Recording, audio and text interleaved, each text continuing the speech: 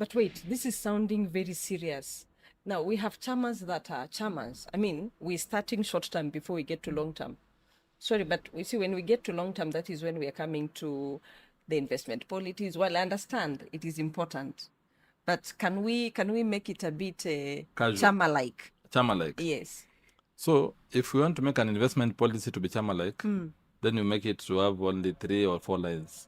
4? 4 lines. Uh-huh. It is those lines that will be making them into sentences later. Yes. For example? For example, we will only get into an investment that gives us 10% return in 6 months maximum. So that's one line. But as you continue, you grow that line into sentences. So the question will be, if somebody brings an investment, oh, let's buy these baskets here and sell them there. The question is, how much is the return? Is it 10%? Yes. So those are the things that we're supposed to be agreeing in. Yes. Agreeing on. So you can't do a shortcut into investment policy if you want to invest in the long haul. But you can minimize it into 3 or 4 lines. As you grow now, that are well understood by everybody. By everyone. Because again, what I learned is actually in the few chamas I've been, we had diverse ages. There's one that we had diverse ages. We had someone as young as 24 years and another one as old as 66 years. Yeah, so in that chama, they really had a lot of, there were ups and downs because I think the younger persons really were open to the new things that are coming up, to Forex, to crypto and all that. The older guys were leaning more into let's do land, let's do homes, let's do less risky investments. Yes, less risk, and that is where the risk appetite issue that I was talking about earlier on. Yeah, but well, they're still there. You see now the importance of the investment policy is that it brings all those risk appetites into an agreed way. Like if you say we're getting only into investments that will give us returns in 6 months. If we're investing in something that in 6 months will not get returns, let's not get into it. Or it can be 1 year or 2 years. So this issue of getting into a chama, then buying a plot, and then you start showing that you have a plot somewhere that is not producing money, I don't think it's good. No, I was in one where it really backfired, and it backfired proper. And the one part was I was not in agreement with what the other members wanted. But you see, this 2/3 majority rule, it is very bad. Indeed, the majority have their way, and the minority, they just have a say. Yes. Yeah, and so that say you have to make it very noisy. Nothing could work because 2/3 won. Okay. And we got into this project that we were buying a home. I kid you not, 6 years down the line, the home has never come. We honestly lost money in because trying to follow up, nothing could happen, and those guys left the country, and that was how we lost money. Yes. Sorry for your money getting lost. However, there's nothing wrong with a chama or organized groups buying a house, a home, or land. The only issue is when that asset does not generate any income. When it becomes a dormant asset, not unless they are buying that asset to use it as security to borrow money and put the money somewhere else. You understand? Yeah, I get you. Like that plot, it can be used for farming if it's a small. That is the worst part. That one, these homes were being built on a site, on a quarry site that was supposed to be backfilled, and so it was these deposits that you place so that the house can be so you guys bought off plan? Yes, off plan. Guy. Off plan. The truth is tulichoma mbaya sana, but well, we learn. That's why we are here today. Anyway, off plan sales are good. You get huge discounts. However, you need to make sure that there's credibility. Due diligence. You do your due diligence to ensure that there's a lot of credibility. And then also, the deposit that you put for off-plan should not be more than 20% of the entire property. Oh, you heard that? So we don't do more than 20%. Not more than 20%. Basically, you're saying let's give what we're able. You're able to lose we are without very paying. Okay losing without feeling the pinch. Yes. Uh-huh. Good. Now let's go. Now that we've talked about the risk appetite, that one you've said we sort it with the investment policy. These are the few lines that we're talking about that should be very clear. Yes. What we are getting when we do this, or what is the minimum amount that we need to get if we are getting into something. Yes. And for how long and for what purpose. Good. Now, in your opinion, what makes Chamas fail? Well, I know a number that have failed, but Now that you have been in Chamas that have failed. Okay, there's the one that you've mentioned, where but it has not failed.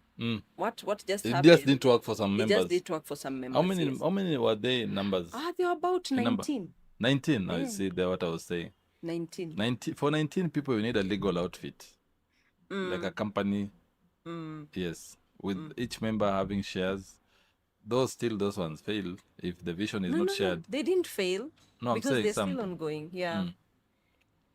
with dormant assets. Okay. You see the thing you mentioned about borrowing internally, where members borrow from each other away from the main group. Or that one also killed about 2 groups that I knew of. Okay. Yeah. Even when members are borrowing from the group, one of the shortcomings of members borrowing, like you have a organized group where members get money from, is that you don't do credit rating.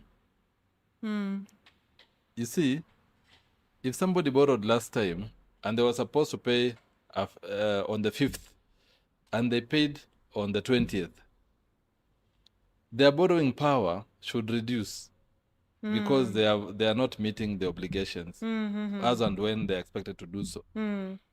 So small groups that are lending money to each other should introduce credit rating as a way of mitigating their risks.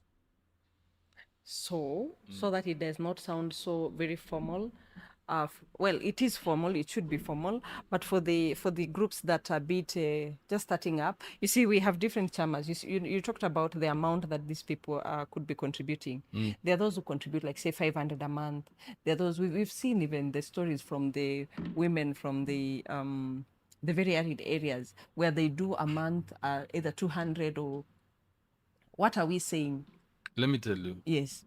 Anything that takes away your money or takes away your time is a formal thing. It's a formal thing. The moment you start saying this is too formal and you're parting with money, just know you're halfway duped or duping yourself. So everything has to be formal for as long as it's taking your money or time, it's formal. Okay. As in, let's have a bank account opened. Even if we don't have a registered group, either a business name or a partnership or anything, let's open a partnership account. All of us.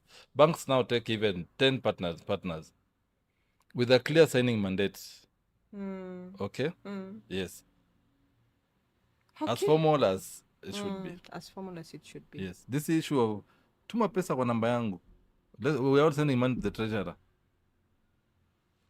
It's risky. Somebody once said that treasurer anafaa kuwa mtu mnaweza tandika na mtu mwenye akona mnajua ile kitu mtashika, and that's what most of some few groups work with. 2 wrongs don't make a right. If your treasurer has run away with your money and you go and pick their staff in the home or injure them, first you will be in prison and your money will have gone. So the best way is just to stop all this from happening by opening an account. Make it formal. Make it formal. I think if I'm leaving with anything tonight, then we need to make it formal. Make everything that takes away your money or your time formal. Well. Now that we've talked about that, what other things do you think can make a chama fail or an organized group fail? So the issues that we talked about shared vision, shared values. In the event that those ones are not there, that is one. Okay.